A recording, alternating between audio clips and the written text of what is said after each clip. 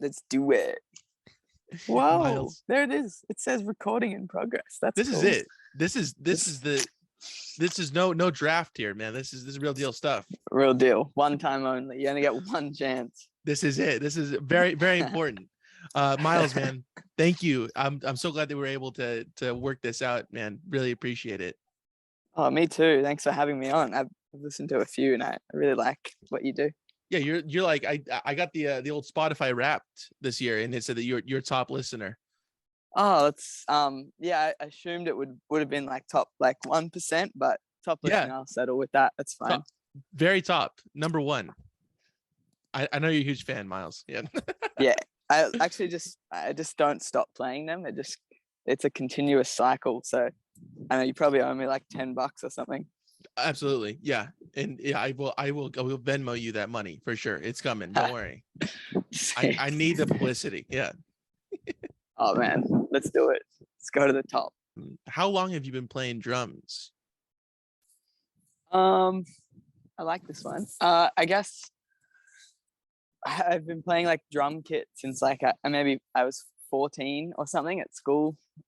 We had this like really busted kit, like all the skins had holes and stuff. And I always knew though that I really liked drums and wanted to play them, but I would beg my parents to like let me play the drums. And you know, like when I was younger, I'd go to friends' houses and like play drums if they had a kid, or I knew I could like, I had a sense of rhythm, I guess. And I had a little set of bongos that I got when I was like 10. I used to just play them on my own in my room, just me in the bongos, no music or anything. No and distractions. So I guess it was, yeah, no distractions. Like the door was closed, the lights off. No, it was, I think, yeah, I was 14 and I decided I would buy a drum kit, and I just saved up and bought one. And I just told my parents, I was like, hey, I just bought a drum kit. Sorry, can you help me collect it? And then my dad had to drive to Sydney, which is kind of close to like where I grew up. And we went and picked it up and bought these like really thick pads that like go on the kit. So it's pretty much like, you know, it sounds like nothing. It's like hitting the carpet. You're better off just like playing on the floor. But yeah, I guess then, yeah. Yeah, so muted. Nothing. Wow. I guess it's an extension, like my playing now maybe is an extension of that. I always like everything really muted. That's good. I guess it just reminds me of the early days. It gives a certain sound. Yeah, it's a choice for sure. Whether it's good or I don't know. What part of Australia are you living in right now? I live in Byron Bay, which is where the band, the Bay Rainbow, lives. And we all live like within 10 minutes of each other, kind of. The suburb is called Kurrabell. But it's like 10 hours from where I grew up in Wollongong, where my folks live. And yeah, it's beautiful here for sure. But at the moment, actually, me and my partner were thinking of, or we're trying to organize moving to Melbourne. That's awesome, man. That's like a really major city. Yeah. Yeah. It's real nice there. I always wanted to live there. She's from near Melbourne, I guess, and has lived there before. But yeah, it's really, really nice place. Have lots of friends there and stuff. That's cool. Now, is there farms and stuff like around there as well, or is it mainly where you are now that there's lots of land? I think like there's a lot of like available land for like agriculture and things down in Victoria. Not as much in Melbourne City, obviously, but you know, like close. It's like really, yeah, you don't have to go that far to get back to like this kind of vibe. But it's yeah, it's like it's really gorgeous down there. The land feels really different. Up here is quite like, I don't know, tropical, and everything grows really quickly and intensely. It feels really there's like a lot of growth energy that you can kind of just feel. Everything like is big and wild, and whereas in Victoria I feel like it's looks a little more manicured maybe. Where are you right now, actually? Where do you live? I'm in Orange County, California. Sweet, cool. Yeah, right down the street from LA. Yeah, so good. Near Costa Mesa, maybe? Yeah, Is yeah, that yeah. in OC? That is in Orange County. Yeah, you know the lay of the land, Miles. You've been here before. This is your old stomping grounds. Yeah, old stomping ground. I actually really like it near there. We spent obviously a bit of time there this year. I've started to really like LA. I never like loved it until this time around. What is it about LA that intrigues you? I don't know. Now it feels quite familiar now. I think like it was always kind of a little bit intimidating early on, and now there's like I feel like I know enough people there that I could spend a few weeks there hanging out with friends and catching up, and have visited a few parts. Like I don't really know particularly like names or anything, but yeah, like I guess I just feel a little bit more familiar with the way things are laid out. Yeah, I don't know. There's nothing in particular that like really jumps out at me, but I guess we've spent a bit of time near like Malibu and things as well, like out of the city, and that's also so gorgeous. Our friend Kyle Malarkey, who recorded, he's really good friends with like CP and the Alalas and everyone. I'm sure you've like him. Yeah, CP, love you, man. Fucking love CP. Love CP. Love him. Such a nice guy. Infinite shout out. Infinite. I as many times as I can on this podcast, I will shout out CP. He's done so much for me, and he's just a great guy, solid dude. Love you, CP. Such a good guy. Love you, CP, forever. He's a bit too nice, dude. That's a problem with CP. Oh, I know. Like, at what point do you stop being nice and there's just no end with him? I know. You're like, man, CP, like, I hope no one in your life is like, isn't praising you like 24/7 like they should be, because that's really what you want with CP. Everyone yeah, exactly. He definitely does. Everyone I've introduced CP to, everybody says he's just the nicest guy because he is. Yeah, it's impossible not to on the first meeting be like, well, I love him. He's on my list of top 10 already. Great guy. Fantastic. So dude. Good. Yeah, he lives in East LA, I think, near like that Zebulon kind of area. Yeah. That's a good club. I like that place. Yeah, Zeb's nice. We played there twice, I think, but we just played there recently, actually.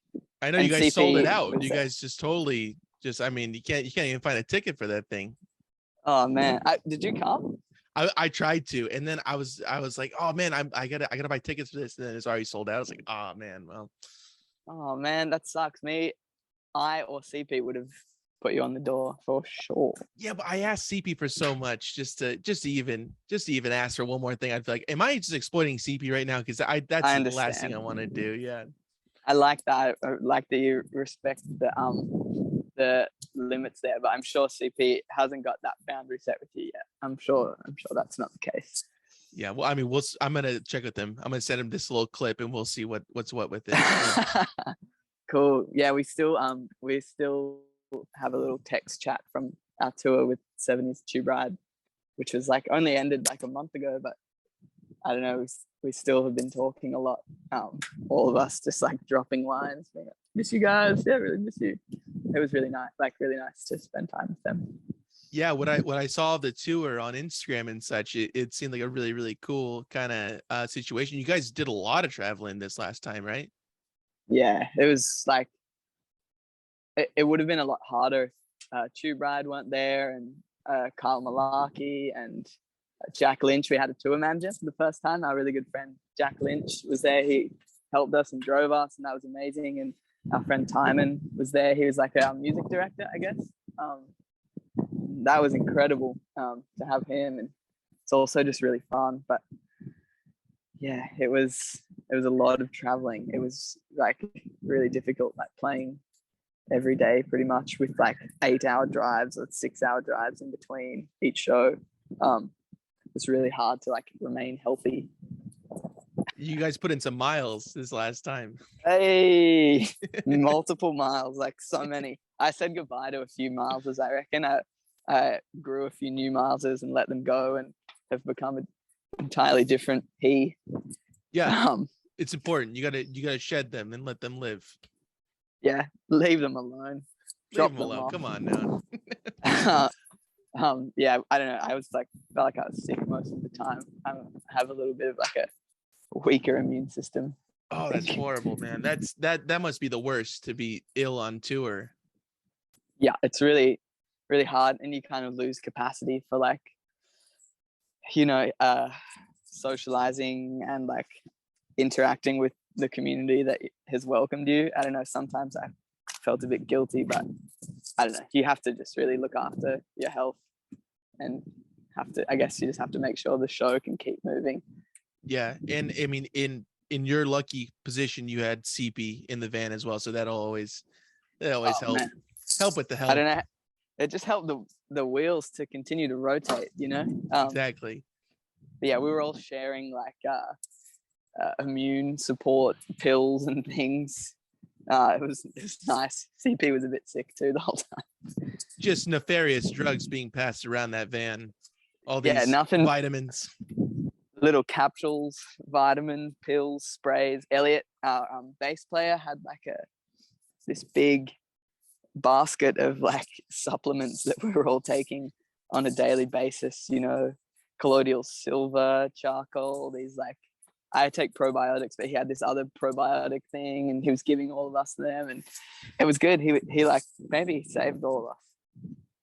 That's good. Really that's a good bandmate to have, looking out for everybody. Hey, you got to take this, man. Yeah, everyone has to do it in one way or another, and I guess that was his way. His little herbal doctor, Elliot. Keep everybody on the up and up. I like it.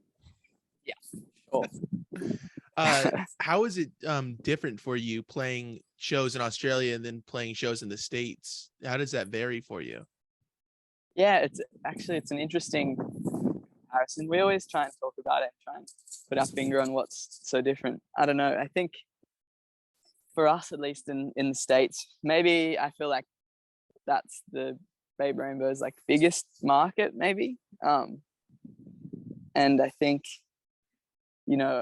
it's been a long time since we've been there, and I think this time everyone was just like really excited to see us, and like really excited that we were there and playing, and they could see us finally. And I think in Australia, like we even played kind of through like the COVID time a lot, like not excessively. There were lots of like closures and things, but we still kind of like managed to play. And maybe Australia's like, all right, that's enough, guys. Like we'll take a break now. Is it? Hey, shut it down. Come on now. Come on, just don't do another song. That's enough. Stop. There's not enough vitamins for everybody. All right. Yeah, exactly. We got to limit it somewhere. Yeah, Australia, I feel like I don't know. Australian crowds are different. Maybe they're not as enthusiastic. Maybe I'm really offending lots of Australians, and I'd apologize if that were the case. But we're sorry. Yeah, I just feel like sorry. Okay, Australians are sorry. This is it. We've said it. That's genuine. Okay, we're sorry. Really sorry. Moving forward. Really bad saying it. Moving forward. Yeah, I don't know. Maybe Australian fans are great. I'm sure they are. Moving back a little bit. How did you end up being a part of Babe Rainbow? How did that origin kind of begin for you? Their old manager, Jordan Mullane, he's a good friend. He actually just messaged me earlier. He moved down to the area that I grew up in. I was working at this cafe in Austinmere, which is this really beautiful place. He moved down there and he started coming into this cafe I was working at, and we got on, we became friends and stuff, and we would go surfing together. And I was playing in a few bands at the time, and I was like doing this like solo music thing, and I showed him, and he was like, sweet, that's really cool, and sent it to Angus, I think, who's the singer of the Babe Rainbow. And Jordan knew that their drummer at the time was like leaving at the end of the year. He was like moving to Barcelona, I think. And Angus liked it and was like, yeah, cool, let's meet this guy at some point. We'll like work something out and see if he can fit in some way. And like I never really thought about it. And I guess the band just kept going along with their career, and they played in Japan. And the next day they were to play in Australia, and that drummer, he couldn't play that show. And so I just like went to the show and met them and played, and like we'd never jammed or anything. And I was super nervous because I was like, I don't know the songs, like what's gonna happen? And I was like working at this other cafe called Finbox, and I just listened to the music, like every album, like the whole day, like every second of the day. And then in the car on the way up, I had it in my headphones, and I was like, oh man, this is the biggest show I've ever played. Like we've never met these guys. And it was fine. Like it was just really easy, and everything worked out super well. And I guess Jack, the guitar player, we like started forming our like drum guitar bond. I guess that in that moment we would like give each other the signal when we would change parts, so that I don't know, everything seemed rehearsed. And I guess that most people do that anyway, but that kind of is still more or less in place today. But yeah, it just worked really well. And then we did a few tours, and that was that. Wow, man. I mean, so just listening to it, and then you're up there. Yeah. Just like, hey man, really time to go, time to do this. Yeah, playtime. But it was cool. I think like that's, you know, the kind of music that I feel comfortable in, like not the kind of music, but the kind of feeling, you know, like improvisational stuff, I guess, is what I like to do. And so it just worked really well, I think. What was your feeling afterwards, after that first performance? How did you feel? Like relieved, or like stoked that it worked out? Yeah, for sure. I was like really excited that like there weren't huge mistakes, and everyone was like, what? But no, it felt really good. It felt seamless. The communication felt clear. Yeah, I remember being really relieved that it worked, but also felt like super welcomed into like something that I didn't know at the time was going to like become a big part of my life. Yeah, in the end, I hung out with them that night, and I think I stayed at the hotel that they stayed at, and had to go to work like really far away. It was in Manly, which is near Sydney, and I was still working. I had to work at Finbox again the next day, so I like caught the train down. And it was funny, I was listening to this Barrow Sanders song on the train that just came on. It was like on shuffle, and it just came on, and the title was something to do with a rainbow. And I looked out the window, and there's this huge rainbow over the sea, and I was like, I guess that's me now. It was really, dude. I guess that's my job now. Part of something else now. It was really good. Really like a nice experience. Wow, that's a crazy experience. What year was that around, roughly?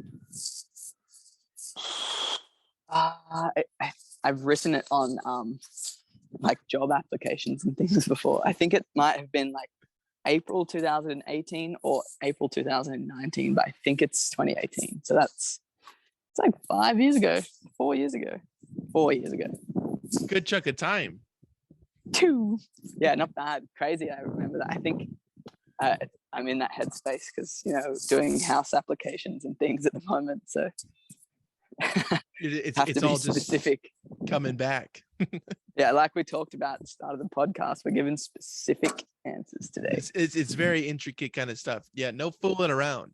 Around. We know details. It's not one of those fun CP interviews that I just ask him questions about him. No. This is, we need dates, we need numbers, we need what exactly you were taking, vitamin wise, the whole shebang.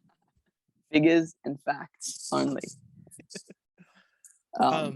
True. When did you begin kind of writing with them, kind of developing new songs with them? Interesting. I think it was really like quite off the bat, you know, like we were touring a lot, and I guess because we became like friends pretty quickly, I guess, and things felt quite natural and easy that way. You kind of just jam at sound check, and I don't know, I always really admired the chords and the grooves that Jack, the guitar player, has, and yeah, Elliot's a really good bass player, and we had like a pretty instant chemistry. And so with that being said, it was just, and acknowledged, it was pretty fast that we would work on little things.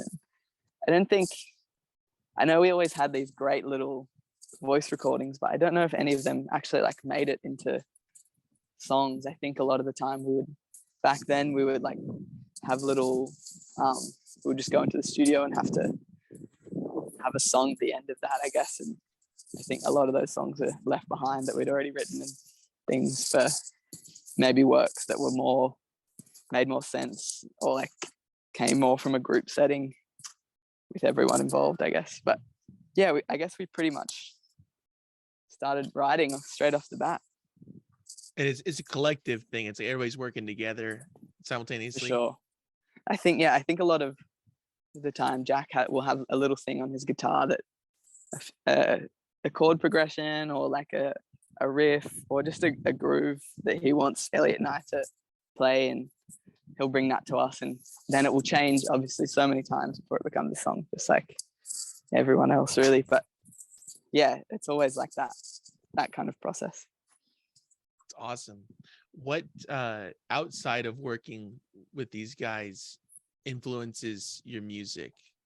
At the moment, I mean, I've been working on like music for been recording a lot on my own. Just like I play saxophone and flute as well. But I grew up, I guess, playing guitar. My brother taught me guitar when I was 9 or 10, and I guess I use that to inform my writing, just making chords and things like that. But I've been recording for like saxophone, flute ensemble, kind of like a brass ensemble kind of thing. So I guess I've been kind of listening and trying to be inspired by music of that realm with those textures and things. But I don't know, there's never like artists or pieces that I'm really like, oh, like that, I really want to make something like this.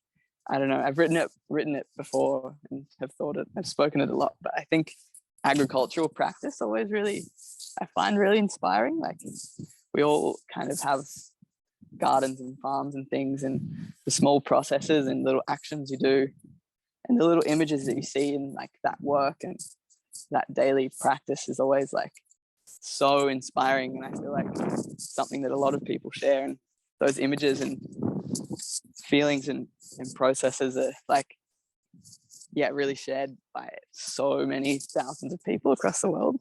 I find that like so stimulating to think about. I guess it's maybe not always like a direct link. It's not like, oh, I can hear in this song that like this person was like washing a pumpkin in like a bucket of water and it looked like a rainbow lollipop or something, you know. But you know, it's like it's energy, and you know, you get really hopped up on seeing this like amazing thing, and you're like, I feel so good, and then you end up taking that into like your work in a way. Right on, man. That's awesome. You also do a little bit of art though, right? Outside of music. Yeah. Yeah, I guess I am a painter, and I used to do screen printing a little bit, but I haven't for a while. You know, you've been playing the flute and the saxophone. I get it. You got other stuff going on. Yeah, the flute at once. You can't practice it all. Yeah, that's a hard thing, you know. Time, delegation. It's a big thing. Yeah, it's a big thing. Yeah, some things have to fall to the wayside every once in a while. Yeah, you got to vacuum. You have to do your dishes. Got to go to work. You know, cook your dinner. Applications. These are all things you got to do. Yeah, take your vitamins. Yeah, for sure. All this shit has to get done. There's only so much time. I get it.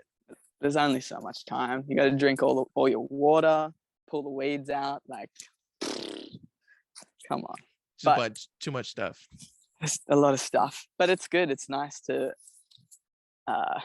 constantly work on those things, and they're also pretty inspiring. Those small practices that maybe you hate doing, you learn from them every day for sure. Absolutely. Yeah, I guess I've been painting a lot actually since we got back from the USA, because my car has gone to the wreckers, and so I'm kind of without a car. Just I drop my partner at work, and then I take her car for a little drive and get the groceries, come home, do the things, and maybe I'll do some painting. You get all the other stuff done. You're like, all right, now it's time. Now it's time to really put out what I've been taking in all day. Exactly. Yeah. I for understand. sure. I find myself painting like beans and corn and stuff because I'm just thinking about like cooking dinner and whatever. Classic art. Yeah. Classic. Everyone knows about beans and corn. You also surf though as well. Yeah. Yeah. For sure. Maybe less so lately. Because of know, the painting and the corn and all this. Yes. Yeah. And the flute and the dishes. Nah, it's just I guess since I've lived in Byron Bay, which is like kind of the surf capital of Australia, really. It's like where a lot of Australian surf culture kind of came from. It's a pretty historic place for that sort of thing, if that's what you're into. I maybe have surfed the least I have in my whole life, just because I guess it's like, it's so crowded here in the water, and I don't know, you can definitely find a really amazing wave or a nice place on your own, but whether there aren't so many people, but I don't know, I find it kind of increasingly difficult, and it's like to drive around and find somewhere it's not windy and blah blah blah. But I don't know, I'd probably just rather work on music and art and things. And I've kind of recently come back to it, like an old passion of mine. I used to want to be a professional football player, like as in soccer for you guys when I was a kid. That's what I thought I would what I thought I was going to do with my life. Miles, let me just let you know, dude. I knew what you were talking about. Okay, all right. I've seen FIFA. I know how they refer to it. All right. You know FIFA. You've been to Europe. How often does the audience's kind of reaction to songs influence the way that you play and improvise? Maybe. Wow, that's a good question. I appreciate it, Miles. Thank you, man. I like that. I don't know. I feel like something that the band always are like looking to achieve is like a pretty high energy in a show, not necessarily like a moshing and like thrashing around kind of energy, but we always like that reaction of seeing everyone. I mean, at least I do. I'm always looking at the audience, and I don't know, I'm chilling on the drum kit, like I'm pretty much at eye level with everyone. So I look at what's going on a lot. But yeah, I'm always feeling best when I see people dancing and like maybe are less enthralled in like or consumed by like the technical side of the music, and are just like there for the groove, I guess, is kind of what I like to see. And I think lately we've been writing, maybe, I don't know, that last album had a few dancier songs on there. A few of them we worked on with our really good friend John Omar. He's a really amazing producer, and he's got like lots of experience and history with dance music, and he's like a really amazing DJ. He played in that band, or it was his band, Jaguar Ma. I don't know if you know them. Name kind of rings a bell. A few, 20. But if you're saying they're good, I mean, Miles, we're gonna say it, they're fucking good. Look, they're fucking good. There we go. It's not even good. It's fucking good. Yeah. It's fucking good. I'm with you. We're currently using their like SPD, like the little sample pad, and they've still got their samples on there. And maybe sometimes I should get their samples going through the PA. They're really good. But yeah, their music, I guess, was went like huge, and they were like playing at big festivals and things. And I guess that they always had like a really high energy. And I think that's something that maybe we as a band aspire to. Maybe I just think that, but yeah, I always like to see people like moving a lot. But our music is pretty chill, I suppose. Like it's gentle for sure, and I really like that. I don't really want to play super intense music. Did you view those tunes that you were like listening to before jumping up on stage for the first time? Do you view those songs the same way that you view them now while playing them, and have been playing them for the past couple of years now? Yeah, actually, I feel like when I was listening to them, I guess because I was listening to them as like with awareness that I would be a part of the performance of them, and so I was really trying to like get in on the technicality of things. And now I guess I think of the songs as like, I don't know, kind of close friends. And you're like, oh, actually really I've missed this one in particular if you haven't played it for a while.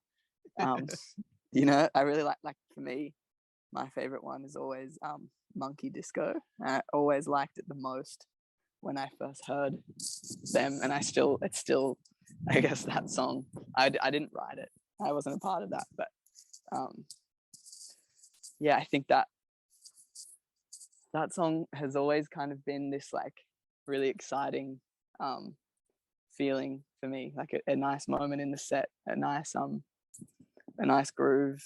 And it's a disco song. It like makes people move, it feels good, it's not intense, it's not slow, it's like, I don't know.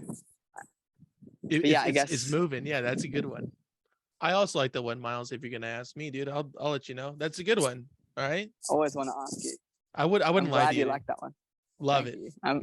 I knew you wouldn't.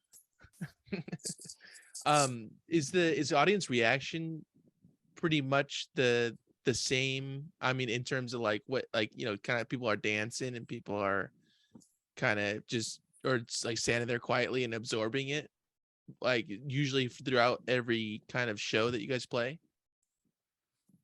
There's always a mix. There's always like people who are like up the front, really watching, like really looking. There's people up the back, I guess, do that. It's different every show, but I guess some cities you are just notorious, like that people are going to be standing there, not really dancing, or other places, people like to like go off. Like Adelaide in Australia, I feel like for us, like people go pretty wild in Adelaide, and Sydney, I don't know, for me, I've always thought our shows in Sydney were like people like to listen and they like to pay attention and watch. And nothing, I like, of course, like you can't judge people for, either doing either, but I guess, yeah, you do like it equally, but it is always a nice thing to like feed off an energy for sure. When people aren't moving, you've kind of got to generate that yourself, that like charisma or something. Yeah, bringing their energy out and your energy into them. Yeah, and it's a conversation for sure. Like if they feel you're not on top of, I don't know, you're not completely present or in that headspace, like they're not going to want to like go wild and have a good time and dance. They just want to. Because you like to stand up and do backflips. I've heard that about you specifically. You like to stand up, like when there's a little like intermission, and you'll just throw a backflip out and just get everybody real riled up. Hey everyone, it's Miles here. Just wanted to show you something really quickly. I've been working on it for a while. Yeah, that's my usual routine. Right. Fourth song after the fourth song. It works every time. I like standing ovation. Fourth, you're like, all right, hey, time to switch the gears up a little bit on this energy. Let me throw a backflip real quick off this stool. Guys, just go off stage for a second. I got it from here. Everyone just move out of the way. All right, look at this. Everybody's having a good time. All right, let's get back to the music. Sweet. All right, everyone's clapping. All right, let's go. Sweet. That would be really intermission. Cool. That's such a good little intermission. I'd love to be able to do that. A backflip, that is. I think you could do it. Yeah, a good little... I got a feeling you're a backflip kind of guy, and that's great. That's awesome. Thanks. I would really appreciate that. You gotta. I I mean, maybe cut back on the football just a little bit, and then just learn how to do a backflip. Yeah, I think that could be a good sacrifice. Like just a few months backflip boot camp. I should be able to get it. Yeah. Next time you see us, I'll do a backflip for you. Okay, cool. All right. I Yeah. really appreciate it. I'm like, he fucking did it. He said He he didn't did it. do There he is. And it was only for you. Yeah, I'll know. You'll know. Inside, I'll was be like, for me. yeah, nice. He did I'll it. obviously get in the mic and be like, all right, Jacob, this is it. I'll throw the thumbs up and be like, yes, all right. It'd be good if you were like looking at your phone while it happened or something, and you're like, "What? I didn't see that." Wait, what? Oh man, can you do it again, dude? It sounded cool. Everybody cheered. Everyone cheered. Sorry, I was busy. I was organizing my podcast. Yeah, I mean, so many times people come up. I mean, like CP, like every time I'm talking to him, I go, "I'm sorry, dude. I'm on my phone trying to get these podcasts in, man. Sorry." Yeah, I'm trying to make sure it's in chronological order. Who's next? Who have you got on next? Next, I believe Kelsey Rec, who is Tequila Pangea. Have you heard of that band? Yeah. His the lead singer, William's wife, has her own band, and she said that she'd come on. I was like, okay, cool. So looking forward to that one. That'd be so good. Hopefully that's the one in chronological order. I really hope that's you better make sure. We'll see. And people will see too that he's fucking wrong. It's someone else. Oh, I want to see that in the comments. This guy has no idea what he's talking about. Fuck this guy. He doesn't know. It's in chronological order. They People all in the comments, let me know. well. Let me know what's going on in the comments. Don't forget to leave a like, maybe subscribe, and a comment down below. Yeah, and please. Yeah, comment if Miles should do the backflip. If I'm doing well, interviewing wise, leave that all below. Unless you're on Spotify, then I don't know, move it to YouTube. It's on YouTube. You'll find us in the comments. Yeah, we're in there. We're always in there. Always checking. Right down below. Leave a comment down below. Leave it. Miles, I wanted to ask you about this, dude. The levitation sessions and the one that you did. I bought that tape. I bought the tape a while ago when it came out. I was like, okay, sick. I'm gonna get this. It's super hard to find your vinyl around here. I was like, okay, sick. Like Levitation's putting it out. Reverberation Appreciation Society. This will be good. I can grab it. And that tape is awesome, dude. I loved it. Oh, I'm so glad. I like that it came out as a tape. I don't know if the band have put tapes out before. But that's really cool. Yeah, I think it's time we start. This is it. This is me generating the publicity to get it done. From this moment on, all tape. Leave a comment down below. Yeah, if you want a tape, if you think you'd like a tape, we're gonna take votes. So just drop a comment down below and a subscribe. You know where to put it. It's right down there. You know how it goes. You've done this before. Yeah, I really enjoyed doing that. That was a really nice time. We'd always talked about doing a live video there or something, and it was at the music farm where we have recorded. I think historically the band maybe have recorded pretty much everything they've done there. I know it's most of the recordings I've played on have been done there, maybe a few elsewhere, but yeah, it has this insane afternoon light. The sunset hits it perfectly, and I can't really remember in the video if it was at sunset or not, but it was really nice to do. The light was shining super really cool, through the trees kind of a bit. Sick. All right, that's what we wanted. When this podcast comes out, as of us recording it, it is on YouTube right now. So if it still is on YouTube by the time that this does come out, I'll link it below. It's a fucking great thing. You should go check it out. And then leave that comment right underneath the description. Don't forget, you know that. Let us know what you think. We want to know, and we want to know about the tape thing too. Actually, you know what? My brother just sent it to me. He was like, "This is cool. I haven't seen this. Nice job." So there you go. I hadn't. I just only saw that an hour ago. Funnily enough, it is on YouTube. You're right. it's rad. It's really cool. It's super interesting.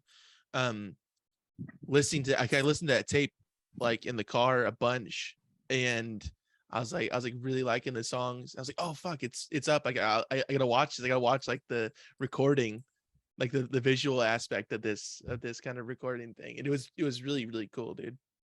Loved it. Oh, cool. Oh, thank you, man. Yeah, I like that. It was a fun thing to do. I feel like that's a nice medium to have things, you know, like instead of, I mean, I know there's a lot of talk at the moment from lots of artists about the difficulties of touring, and for sure we've felt that. And I don't know, I feel like that's a pretty nice logical progression, you know, like people buy tickets for an online stream. I don't know, I enjoyed that. I don't know how other people feel about it. Leave a comment below. But I'd like to watch more of those and do more of those. It's fun, you know. You can make it like a production, you know, like a bigger thing. You can get lights, and I don't know. It's yeah, exciting. Not that you can't get lights at a regular show, by the way. I don't know what I was talking about. Did you guys film it yourselves, or what happened with it? Did like Levitation send people over to record it? I think we just used people that were like living around the area, like our friend Henry Cousins. I'm pretty sure it was he who like organized all the cameras, and he got other people to help.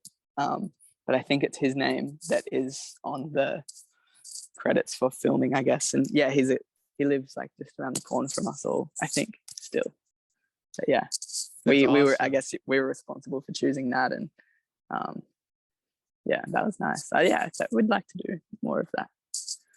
Yeah, I thought I saw, now correct me if I'm wrong, and I don't know much about him, but I've seen him before, like on Instagram and shit. Christofsky, am I saying that name right? Do you know what you had talking about? Yeah. I was like, oh, is that him? Like kind of operating like a 35 millimeter. I was like, is it? I was like, I didn't know. Would have been, we did want to get him. He's like, yeah, one of the band's like closest friends, and he makes incredible films. He's done like quite a few film clips for the band and Pond and so many other people. They're all incredible. You should check out his Vimeo. Now, all of his films are really good.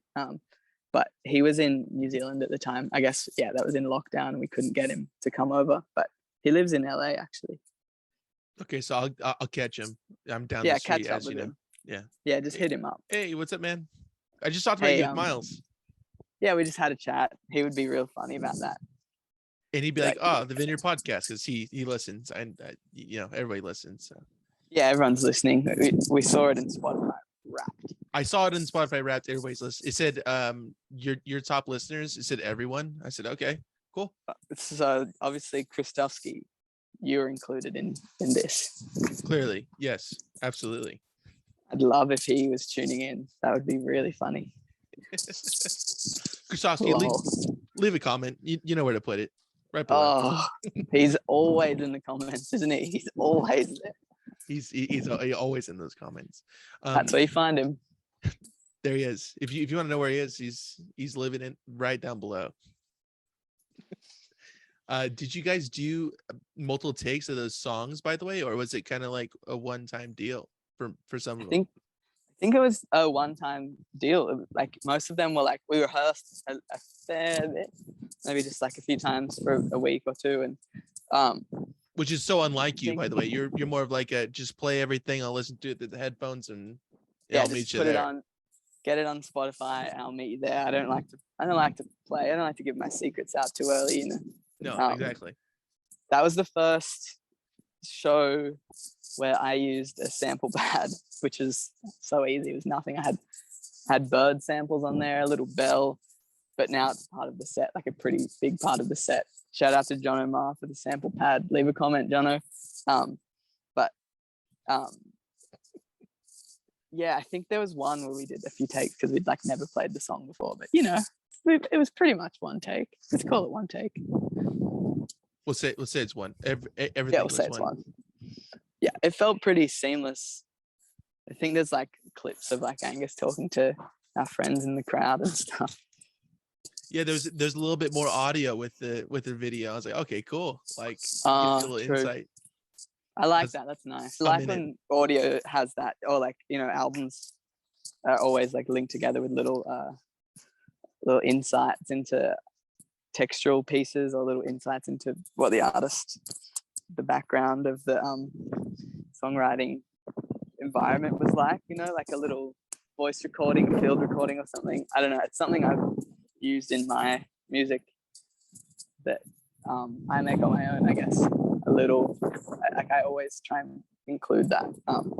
But I think a lot of people do. And I always am super intrigued and excited by those sounds. I'm glad that made it into that live set. Oh, it definitely did. I was like, yeah, I'm there. I'm in the backyard. And I saw a little picture of it. I was like, okay, this is what I thought it was looking like. Yes, I'm glad it was so transportative. It took you right to that little moment. You guys did a bang up job. Just driving around Costa Mesa area, just freaking blasting it. Your hometown. Hell yeah. There's that little pizza place. What's that called? In Costa Mesa. I don't know what it's called. Shout them out. Let's have them sponsor it. We'll have them sponsor the podcast. We'll link it below in the comments. Yeah, it's maybe Domino's. Even if it is Domino's, we'll just shout them out. They got money to sponsor us. Yeah, come on. Let's send it over. They got Domino's. the budget. Yeah, they got the budget. They'll be right. Let's do something.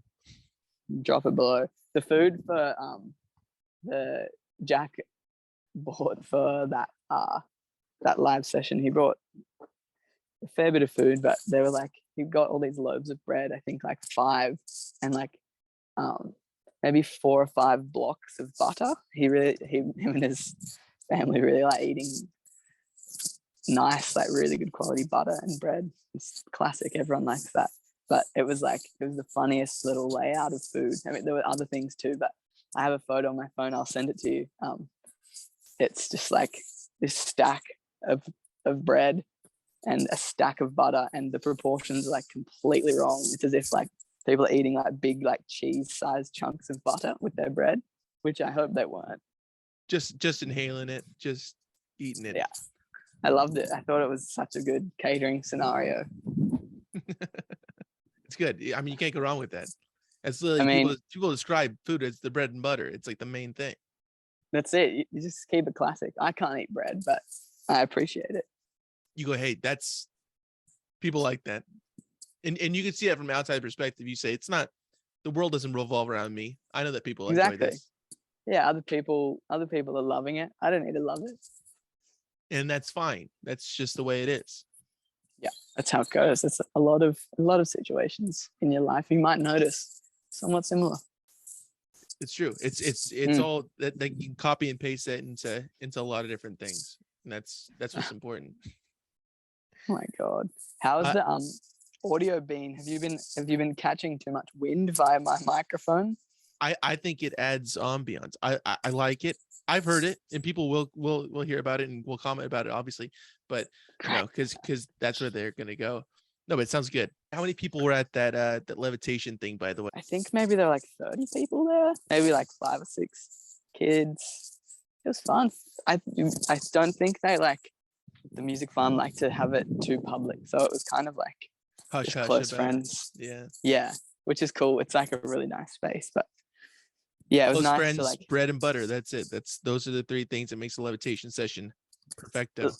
Yeah, if you're gonna do a levitation session, say you're in what's a band that would do it? Maybe you're in 70s Tube Ride. You should listen to this and know that you just need bread and butter, and your friends will be there for 70s Tube Ride for sure.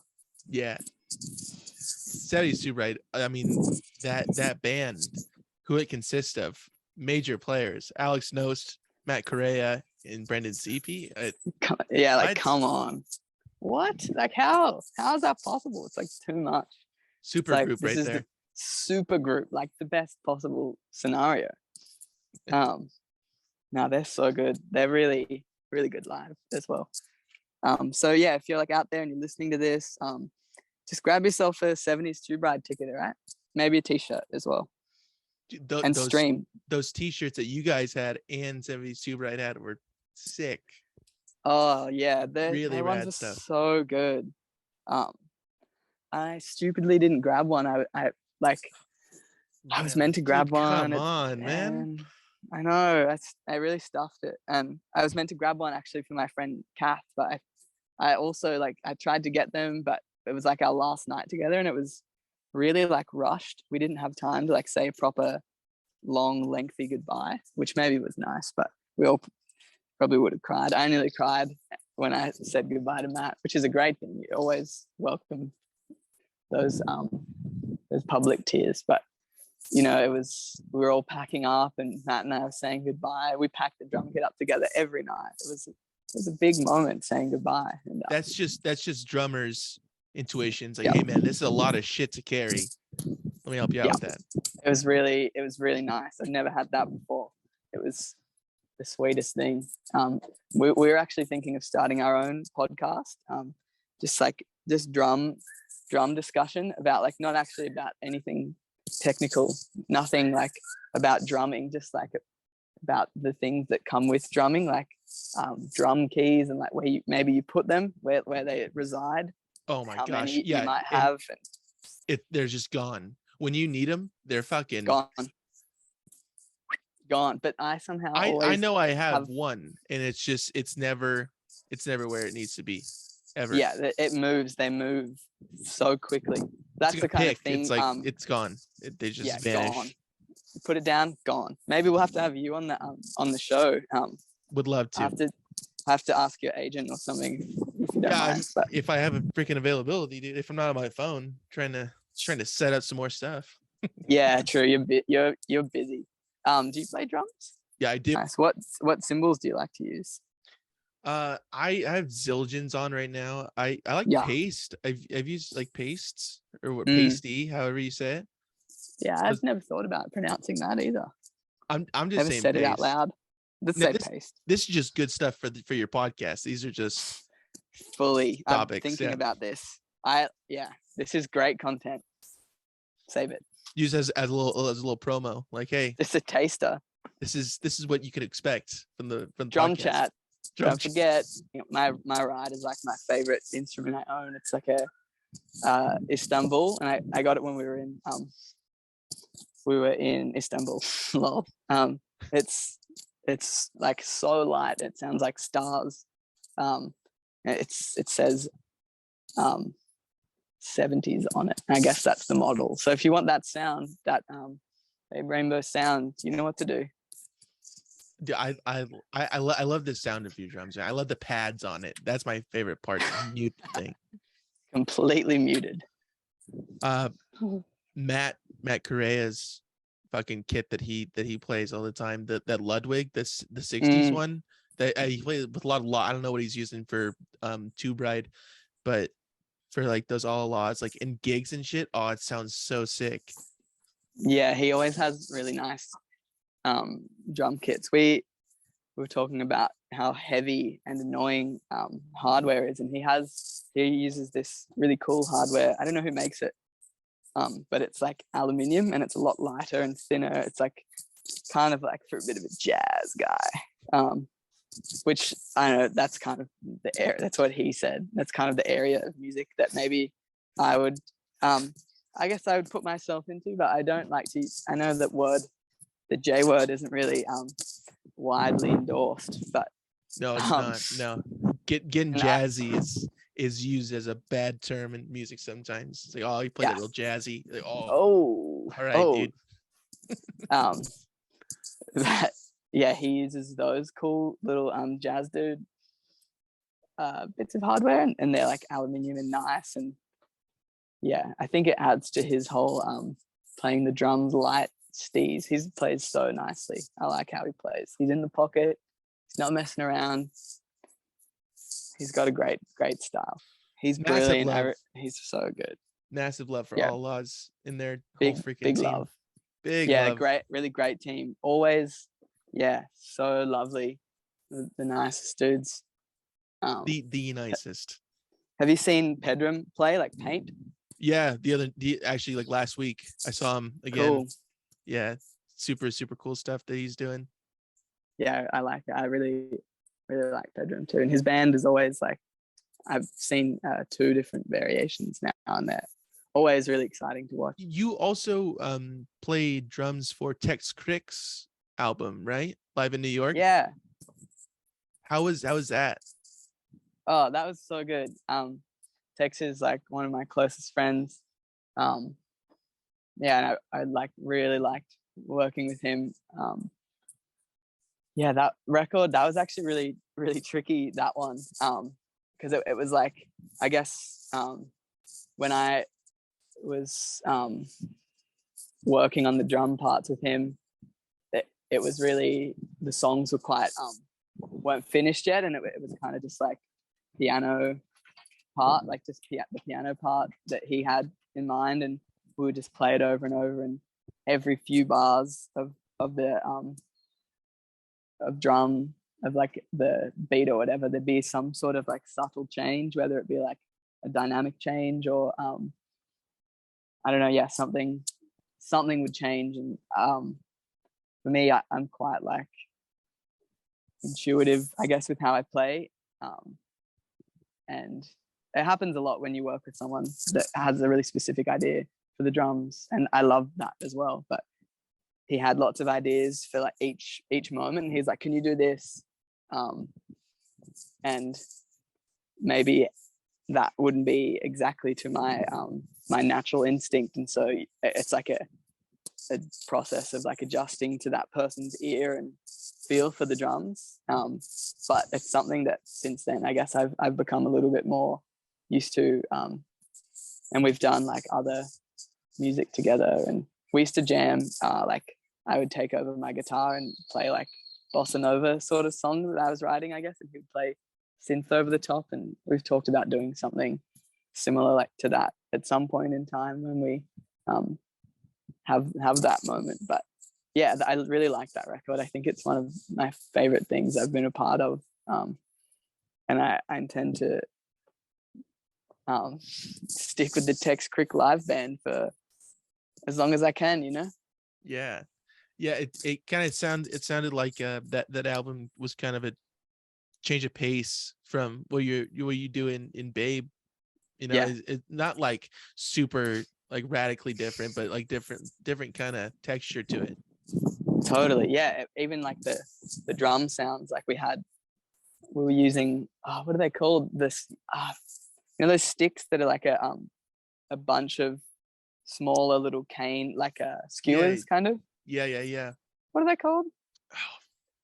Oh man, Bunches or something. we're looking real bad right now as drummers. Yeah, look, we're untechnical drummers with our knowledge of gear, but yeah, I mean, hey, we got crack cymbals and yeah, like lost drum unsponsored. keys. We're Not- unsponsored, We're not sponsored. Not yet. so it's fine. Not yet. We're working on it. Working on it. It's Yeah, gonna that be a joint record's great. partnership. Yeah, for sure. And maybe Matt will get involved too. Yeah, looking at, I don't know, Ludwig perhaps. Yeah, I'd go Ludwig for sure. Yeah, so Ludwig, balls in your court. Istanbul, Dream Cymbals, Promark, hit us up. Let us know. Vic Firth. I mean, we're just throwing out. Okay, Pearl. We'll take a LA. Pearl.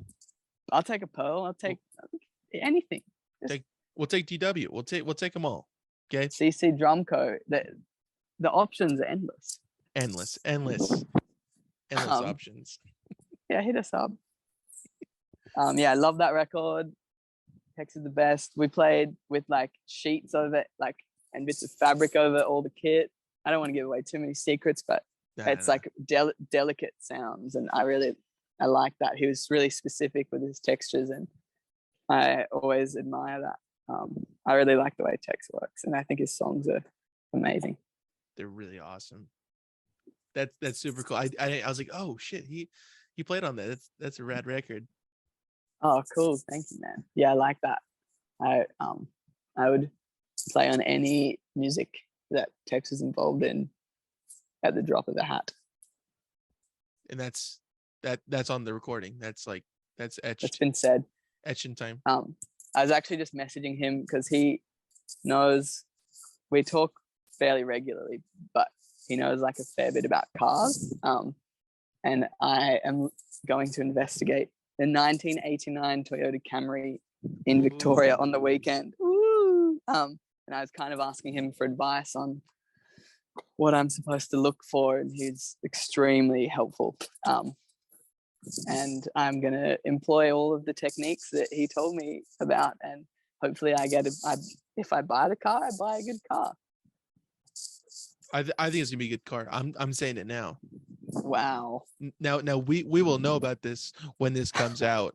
Yeah, guys, I mean, be sure to like, is it a good car? Is it not a good car? It's 89 Camry. Yeah.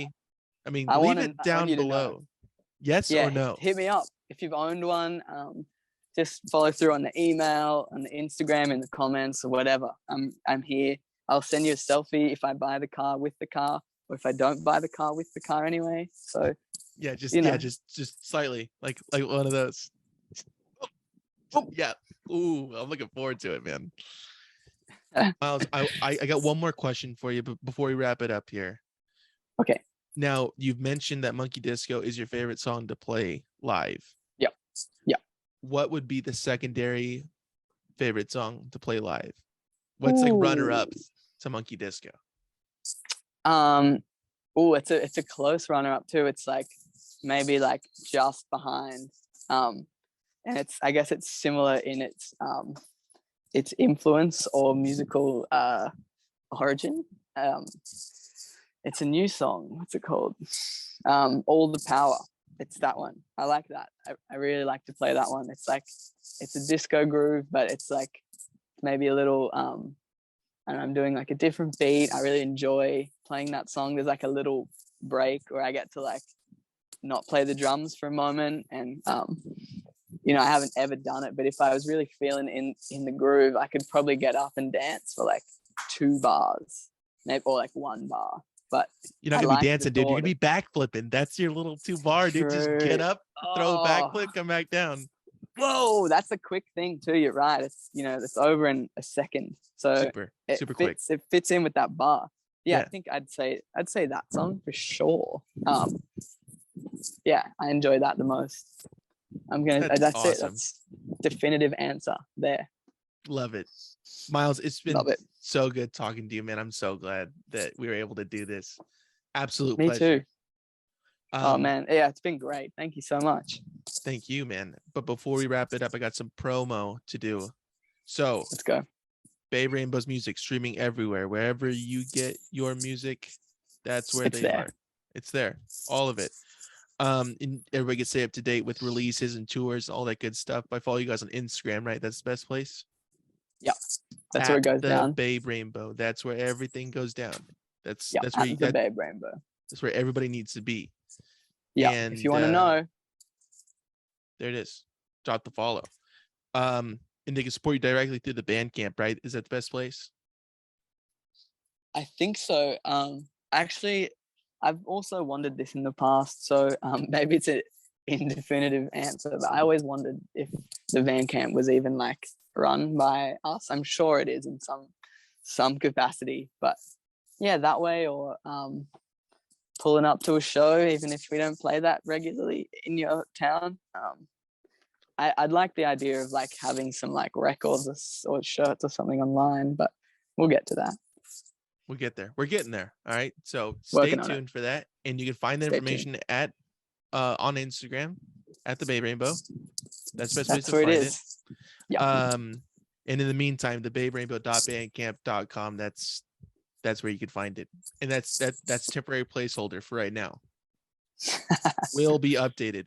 But also the levitation session of the Babe Rainbow, you can also find that on record, and it's a fantastic album that we've been chatting about, and you can find that at levitation.fm. That's the best place. I highly recommend that record. Awesome, super cool stuff on there. Oh, thank you. Yeah, that's and go check out YouTube. the live one, and it's on YouTube, yeah, as well. .com/babe. Oh man. Miles, dude, thank you so much for coming. Do we miss anything, by the way? Do we got everything else or anything else to promote? I think we got everything. Yeah, that's it's been great. been great to chat. Give me a call whenever. Pretty much doing nothing, so hit me up. We're doing it next week. Okay, so Miles, we'll check back in with you next week. Yeah, we'll cover roughly the same topics. How to say the same things too. So yeah. Maybe look some new forward to ones. it. Maybe some not some new ones. Who knows? Yeah, It's the it's a unknown. mixed bag with us.